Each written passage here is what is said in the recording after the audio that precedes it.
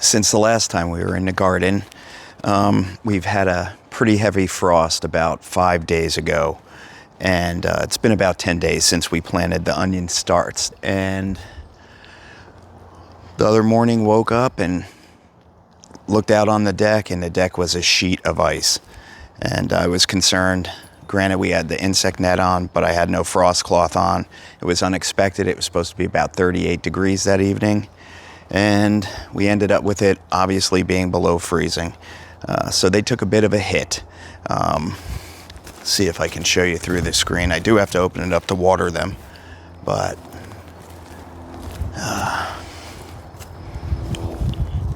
yeah, you can see they're a little worse for wear. Hi, Rachel here. I just wanted to pop in and share this close-up footage of the onion plants that Michael took. As you can see, some were hit harder than others, but we're optimistic that they will bounce back. We're currently at just over 18 hours of daylight, and although it's been a colder than normal summer so far, temperatures have been well below average. We're hoping that we'll turn the corner soon and temps will increase and these poor onion plants will make a comeback. Onions are pretty resilient. I've grown them in the past, and we've had frost damage to them before, and they've done just fine. So hopefully that is the case again this year. So gotta pull the netting up.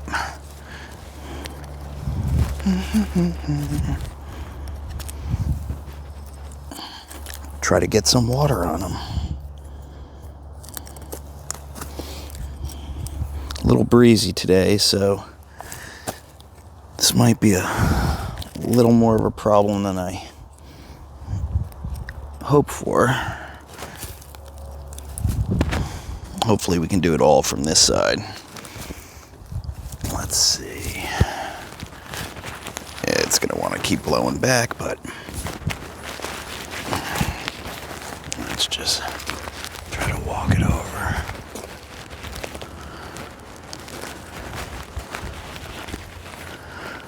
There we go.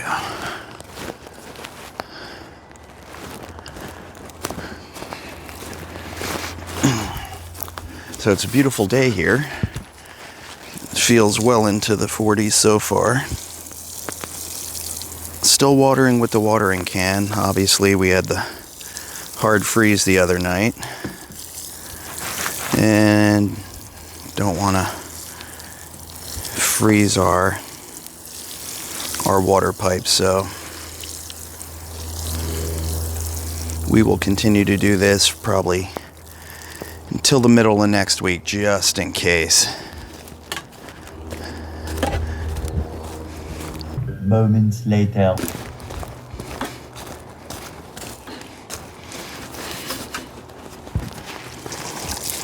Probably wind up putting about 6 gallons of water on these today. Just trying to give them a drink. We're also going to plant direct-sow, I should say, our fava beans and assorted peas today. So it's too nice to pass that up. 4 moments later.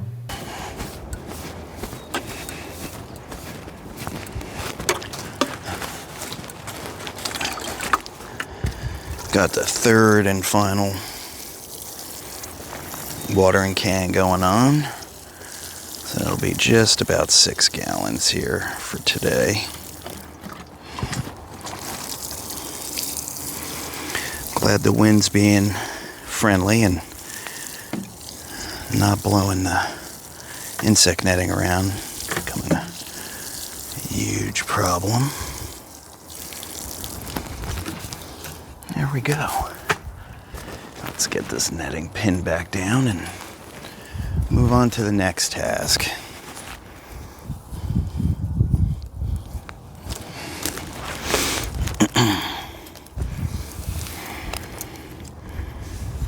I'm using these stainless steel clips that I got on Amazon a few years ago, and they've done a good job.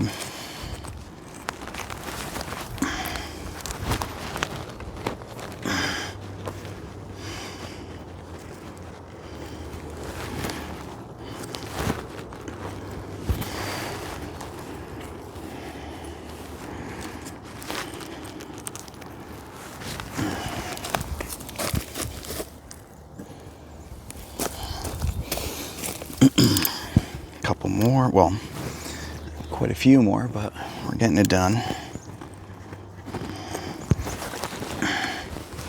Not the most exciting thing to watch, but definitely required in this situation with the onion root maggots that I've had problems with in the past.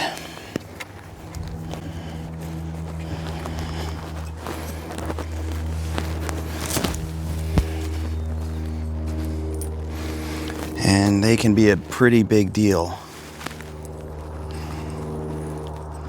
In seasons past, I've had them on about 80% of the onions. So this is pretty much mandatory at this point. Oh, might have a... Oh no, that's just condensation from the water. Eventually. This will be the bed we'll be planting the fava beans in today. Need to get this cleaned out. Still have the root balls and some chop and drop on top. From last year. We had the favas here last year too, along with some bitter greens, and worked out really well. We do have a problem with horsetail coming up in this bed. I don't know if there's any in another bed. Maybe over here to the right. Well, my right, your left. It's still very small, but having an issue with horsetail coming up in the bed. And we do have some in the far end of the yard by the lilacs, and I think our neighbors behind me must have some, and it has migrated under the fence to our yard. But coming up in the beds, it's quite a pain. I pull it as best I can, but it's almost like a subway-like root system, and it runs left to right, and as you pull it, and it breaks off, and then you wind up with another plant just coming up in that area. So it's a continuous battle that you will likely see me dealing with throughout this coming season.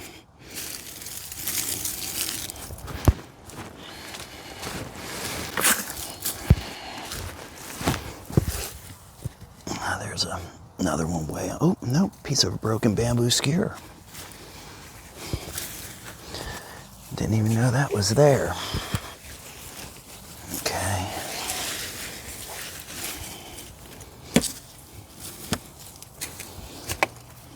You'll see, I'm sure at some point, me having to rake between the plants to get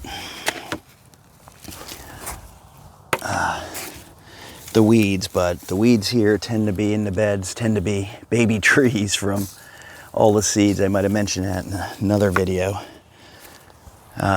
From all the birch and poplar trees, they just get absolutely everywhere and are relentless. So I'll just kind of even that.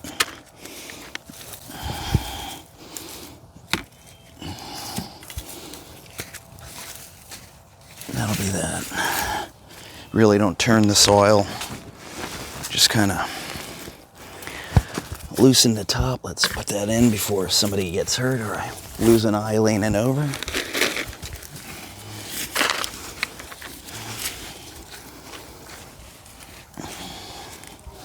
tend to put the fava bean seeds to the back of this bed and then use the front for some greens, since the sun is kind of tracks this way in the summer. Gets both plants the most sun. The beans get pretty tall. They'll be up to about here by the end of the season. Oop, I have one clip left. I'll just put that here for now. And just plant this whole pack. Like I said, it's a beautiful day here today. Really fortunate. Weather has not been great.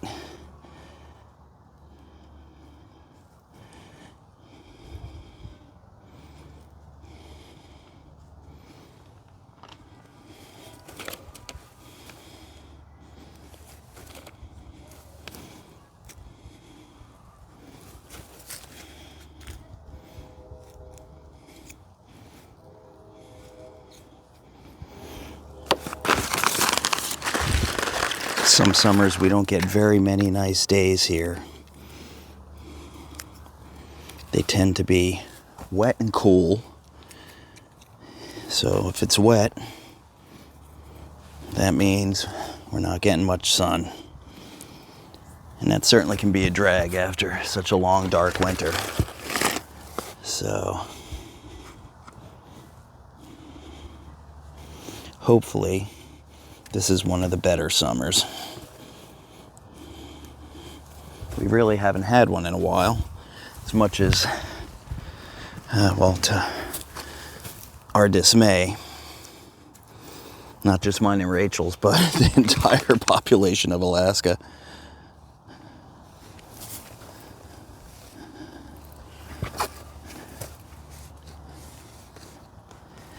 I tend to crowd my beds a little. It's kind of like the square foot gardening method, I would think.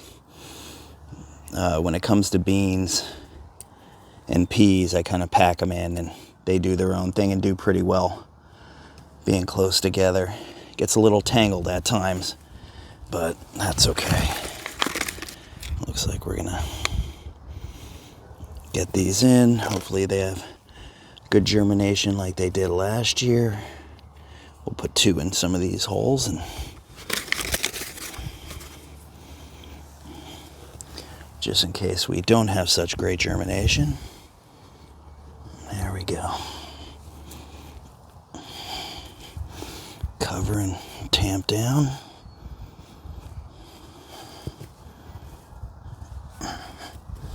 Get those watered in. Let's go in the trash.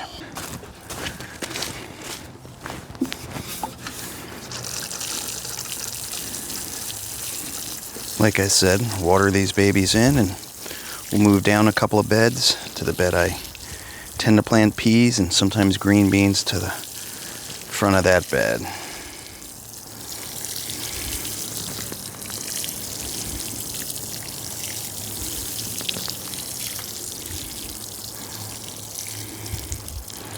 There we go. A couple of gallons on them. See you over at the pea bed.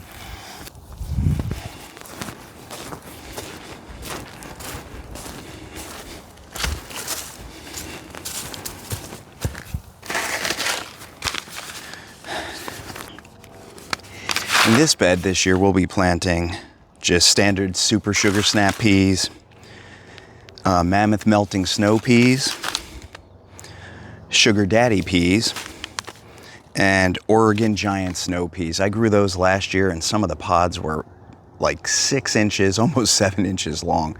They were insane. They grew really well. We got those seeds from MIgardener. The sugar daddies are from Baker Creek. And the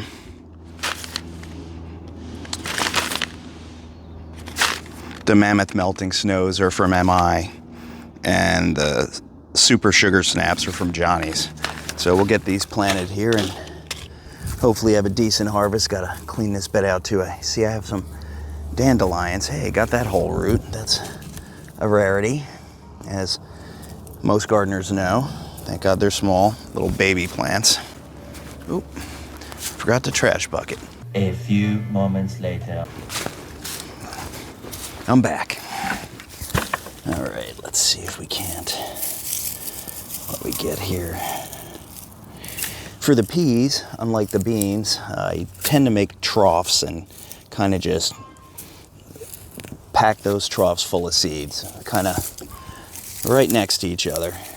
And if we get good germination, we can always thin them in the end if necessary. Let's see if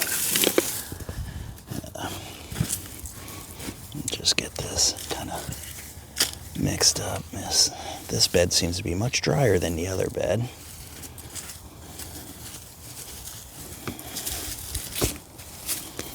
Much drier.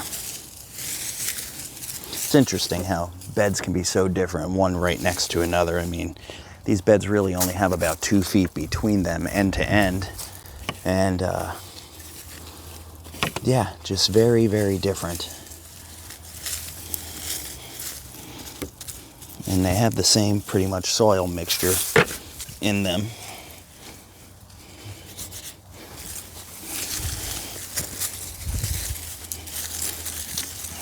A little bit of leaves and stuff, but we'll leave that in. It'll become part of the soil at some point. This bed also had some of that straw that I mentioned when we were planting the onions originally, planting those starts. And so this bed can be a tad bit annoying with mushrooms too. If there were mushrooms I could eat, I'd be good with that, but they're not. All right.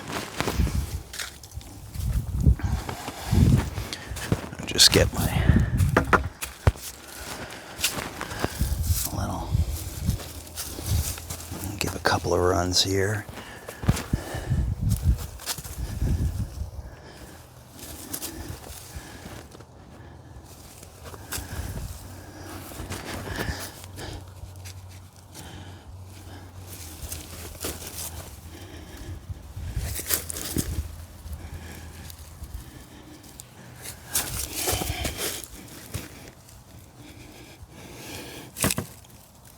There we go. We'll do that first row and then we'll do a second after we get those covered. Actually, I'm going to go get the trellises we put in this bed. Get those. No, I'm going to do the seeds first. Let's do at least half the bed.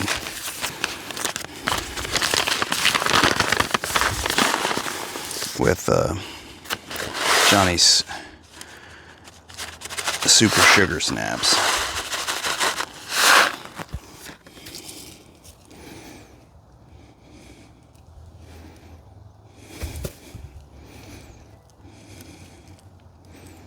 Kind of just move through.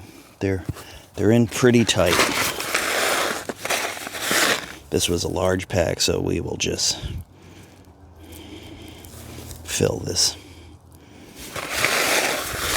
thin out as needed.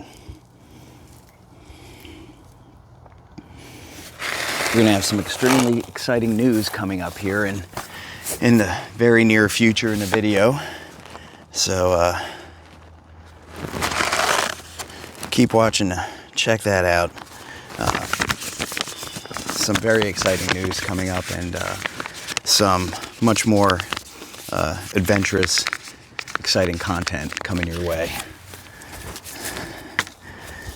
Let's get these covered up. Just press them in a little bit.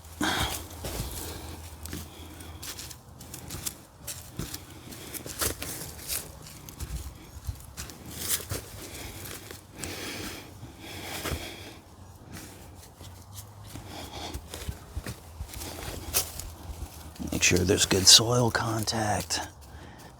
Done. I'm gonna go get those trellises.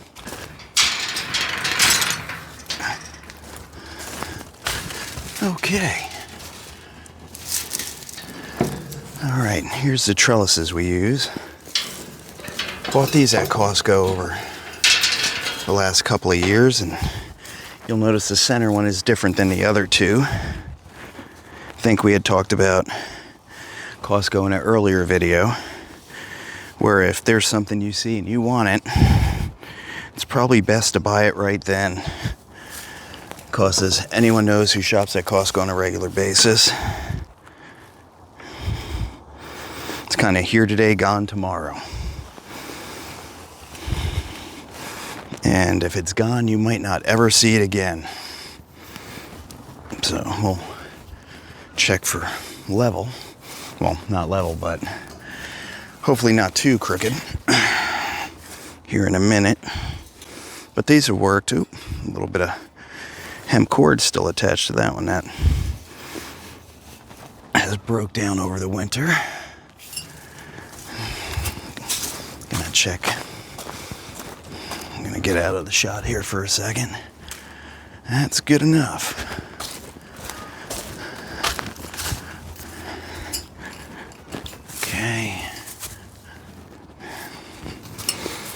Okay, so that's the beginning of it. Then what we'll do,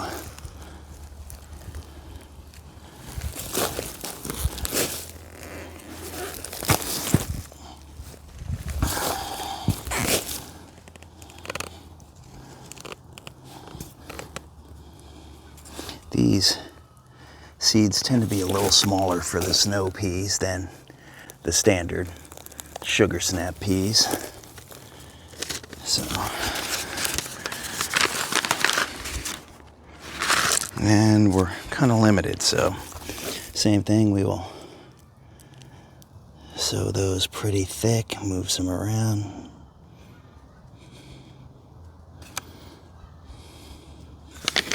Just sit this here so I know it's down this end until I'll get a couple of tags for these, because it's easy to get these plants confused until they start producing.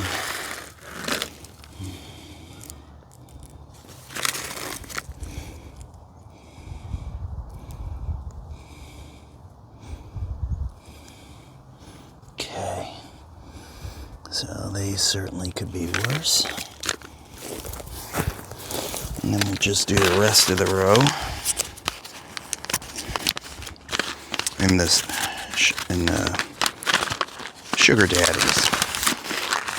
We've got plenty of peas here to do this row heavy.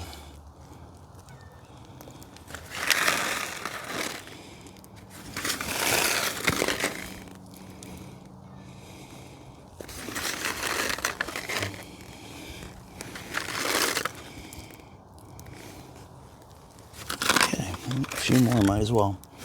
It's certainly not going to hurt anything. So we'll get...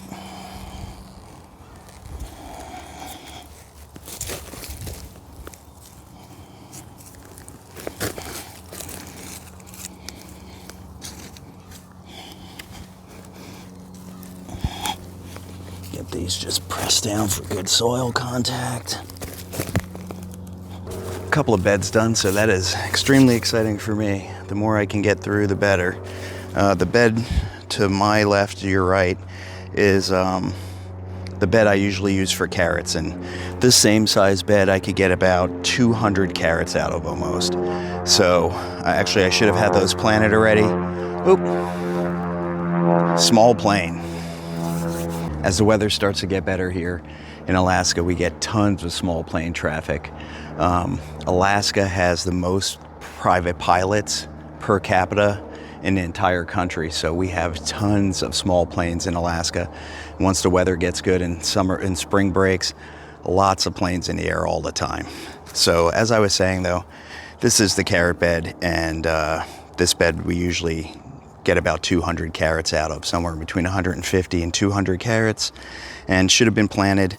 So I might even wind up doing those today at some point. More moments later. All right, just gonna get these watered in. Ooh.